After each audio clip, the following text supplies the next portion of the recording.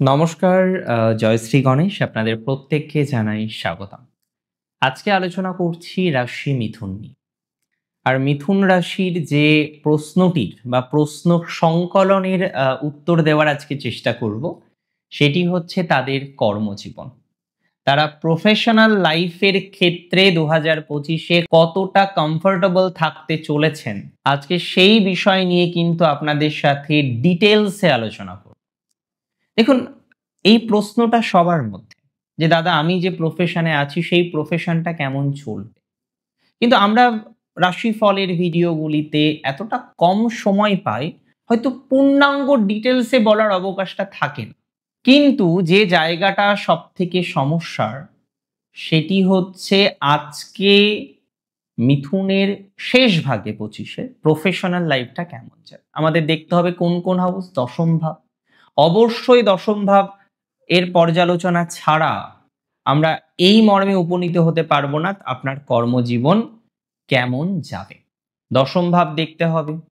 যারা কৃষ্ণমূর্তি জ্যোতিষ পদ্ধতি চর্চা করেন তারা তো অবশ্যই হরোস্কোপ দেখার সময় তারা কিন্তু 10th এর কাস্পাল সাবলট দেখেন।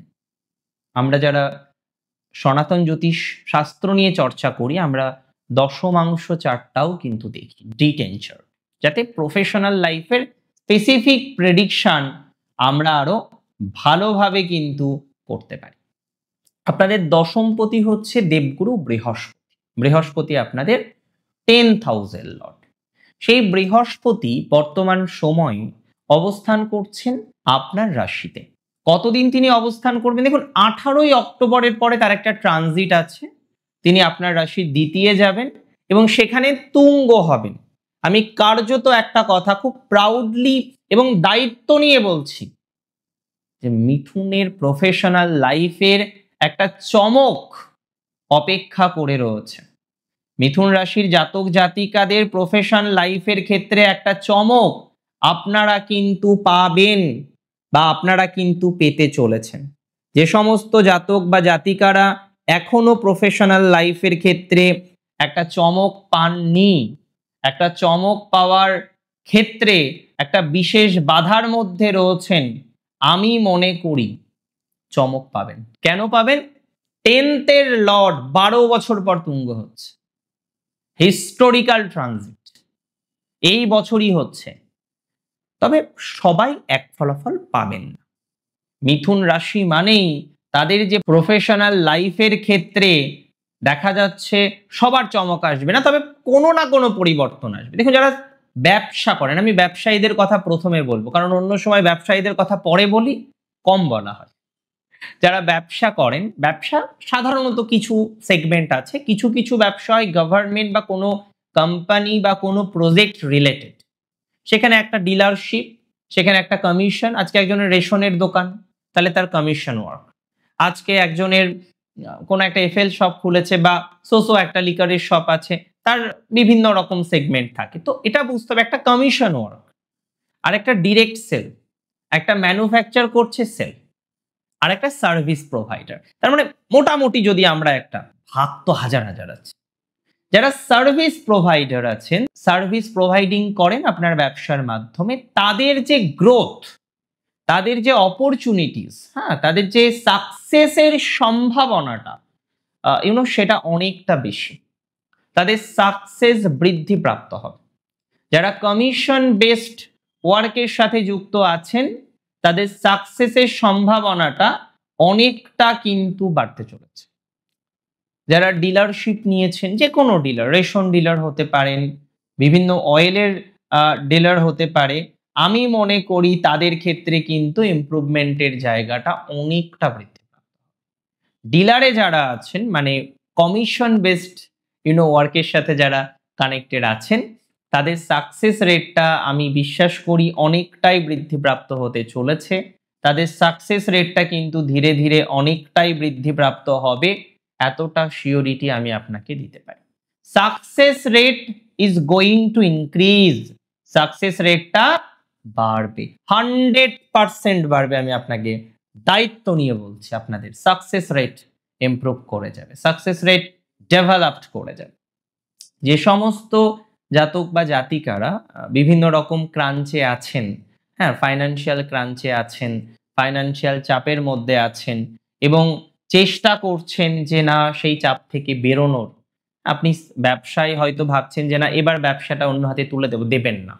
কারণ আপনার ব্যবসা ভালো দিকে চলে আসবে। একটা সময় লস গিয়েছে। পার্টনারশিপ করতে গিয়ে বিভিন্ন রকম প্রবলেমের মধ্যে পড়েছেন, আমি জানি সেটা। কিন্তু আমি আপনাকে রিকোয়েস্ট করব আরেকটা বছর আমার কথা শুনে দেখুন। আমি জানি অনেকের প্রচুর লোন, প্রচুর দেনা সব হচ্ছে আমি জানি। কিন্তু আমার কথা একটু শুনে দেখুন অন্তত এই একটা বছর টাইম দিন।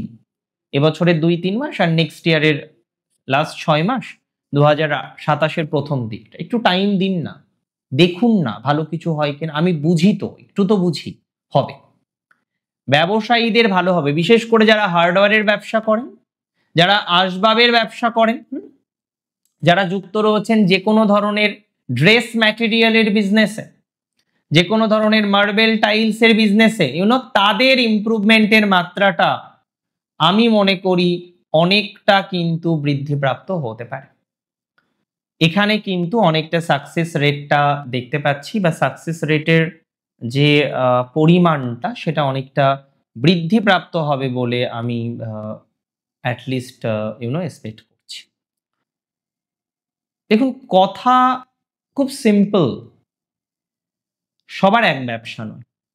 তবে যাদের ওয়াটার, জল রিলেটেড ব্যবসা, সামুদ্রিক কোনো বিষয়ের ব্যবসার সাথে কানেক্টেড আছেন, সমুদ্রজাত কোনো দ্রব্যাদির ব্যবসার সাথে যারা কানেক্টেড আছেন, তাদের ইমপ্রুভমেন্টের মাত্রাটা অনেকাংশে বাড়বে। অনেকাংশে বাড়বে। আবার দেখুন যে সমস্ত জাতক জাতিকারা অলংকারের ব্যবসা করেন না, একটা হিউজ ইনভেস্টমেন্ট হয়তো অলংকারের ব্যবসায়, তাদের কিন্তু ইমপ্রুভমেন্ট হয়ে যায়। অলংকারের ব্যবসায় একটা প্রোগ্রেস বা সাকসেস সেটা পাওয়ার সম্ভাবনাটা অনেকটা বেশি লক্ষ্য করতে পারছি। এটা ভালো দিকে আমাদেরকে নিয়ে যাবে। অলংকারের ব্যবসা, যেকোনো ধাতুর ব্যবসাটাই কিন্তু বেটার। আসবাবপত্রের ব্যবসাটা বেটার। মার্বেল টাইলসের ব্যবসাটা বেটার। প্রমোটিং এর ব্যবসা খুব ভালো চলবে আপনাদের। অক্টোবরের ১৮ থেকে নভেম্বরের পুরো মাস এবং ডিসেম্বরের ১ম ৬ দিন। প্রমোটিং এর বিজনেস খুব সাকসেস পাবেন। প্রমোটিং এর বিজনেসে কিন্তু সফলতার যে মানে রেটটা, হ্যাঁ? হারটা সেটা বাড়তে চলেছে। অনেকের যদিও কিছু ফ্ল্যাট বা ইত্যাদি, ইত্যাদি বিক্রি নিয়ে সমস্যা আছে, কিছু টাকা আটকে গেছে। যাদের টাকা আটকে গেছে বা প্রমোটিং রিলেটেড একটা জটিলতার মধ্যে আছেন, হ্যাঁ?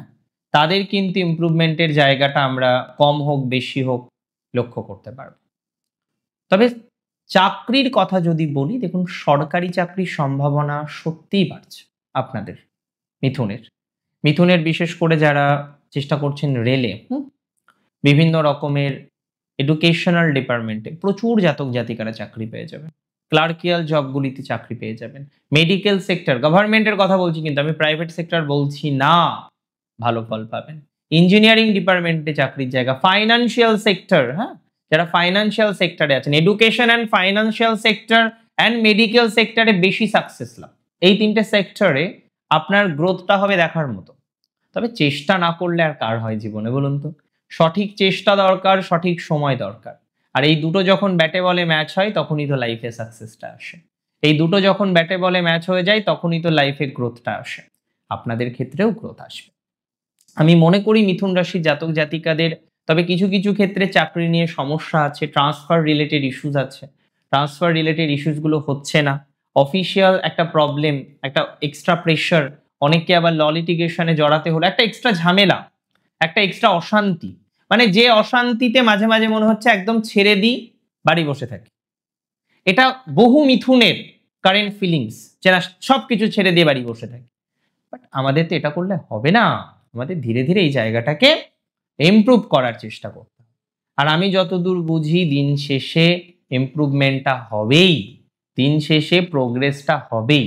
দিন শেষে অশান্তি মুক্ত হয়ে আমরা জানেন তো 100% আপনাকে সিওরিটি দিচ্ছি। পথ চলতে পারবো।